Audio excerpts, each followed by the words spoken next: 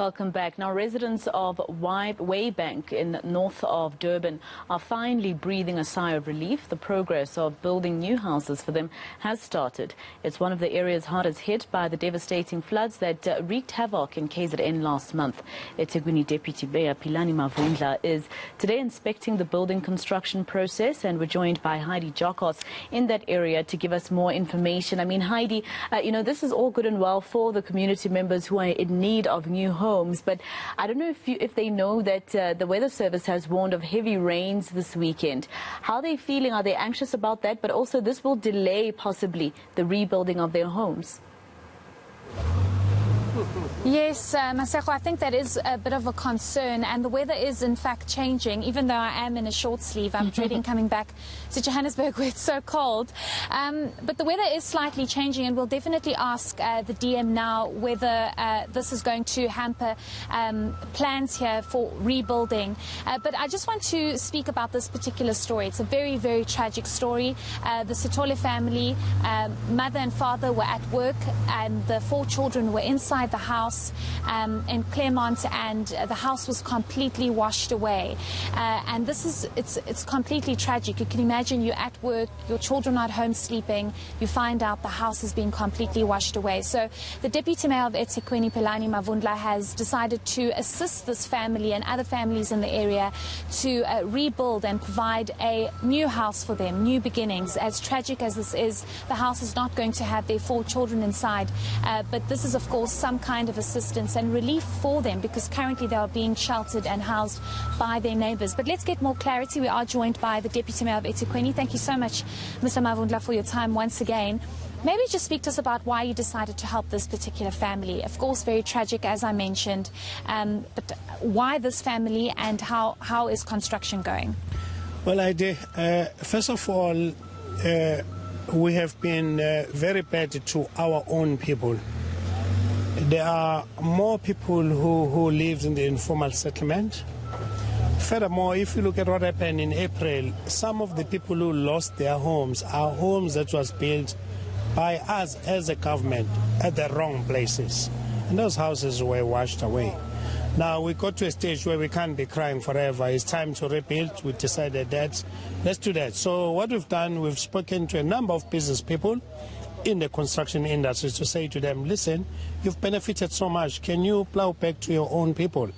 And they were great. So they had the site where we are today. We're just building one house for the Sithole family. As you have said, their story is very bad. They lost 4 kids. So we're building this house for them. Around this area here, we've got about 6 sites that the municipality have managed to make available. That's where we're going to build, and we've got the people who are going to build. The good story about this as well, we've even got another businessman who's going to come in and fit the entire house inside. When the lady comes back, there will be even the frying pan, the stoves, everything will be inside. So basically, we're just saying, let's console them as much as we can. So that's a little bit that we are doing, and we are doing it. The weather seems to be changing, and there's a forecast that there's a 100% chance of rain tomorrow in Durban. Is this going to affect your rebuilding plans? Chances are this rain coming is going to affect us. We are very worried. We've issued the notice as eThekwini last night. We're still issuing the notices. We're not too sure what's going to happen, but we are told that it may just get to the extreme. We're ready for that, but let's see what happens.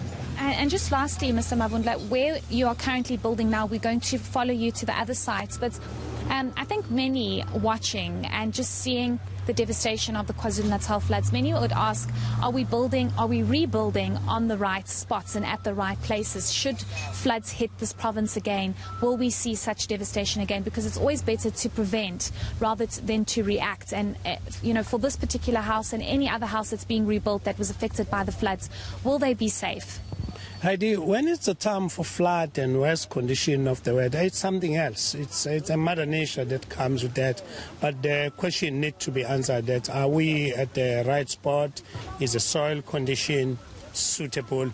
The answer is yes. These are surveyed land, the soil checked and all that. So basically we are building at the correct place. You can see all the other houses here.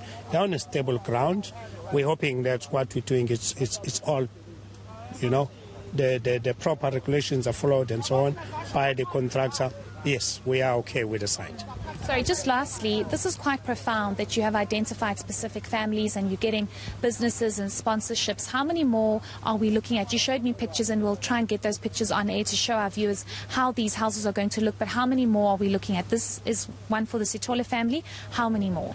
Well, at the moment we've got about 20 units that the business people have come in. People sometimes they talk and do nothing. So basically we're hoping that they are good people, they are credible business people. They will do this. So basically one of them is a celebrity of South Africa, Mam Kiza. She has donated as well. So basically we're looking forward to see how much we can have. But to answer your question, currently we're looking at the people, losing your member of your family is losing. There's no different. But we're looking at the people, there are people who are really more hard hit than others. Some lost 5 members of their families. Like this lady, they lost 4. So basically we're looking at that as a start. We'll see where it's going to take us. I'm still going to go to the big boys in the construction industry, the listed one, and say to them, listen, you are making it, can you also assist? I think they will. So we're trying this in our own little way while we're waiting for the government to see when they're going to start to do the proper rebuild, if they will do that.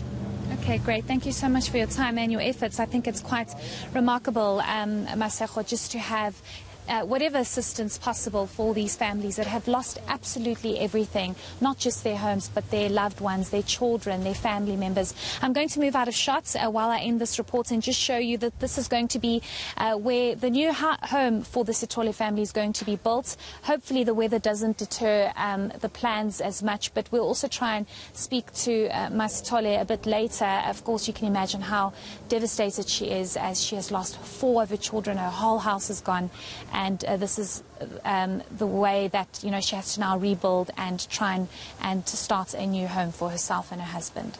And Heidi, I hope they did check the feasibility of that land. A lot of engineers have been saying people need to actually be moved from that land where you'd ordinarily find landslides and things like that. So I'm hoping that they're not bringing her back to an area where later on she might find herself wanting again. But that's our reporter Heidi Giokos in Wyebank in the south of Durban.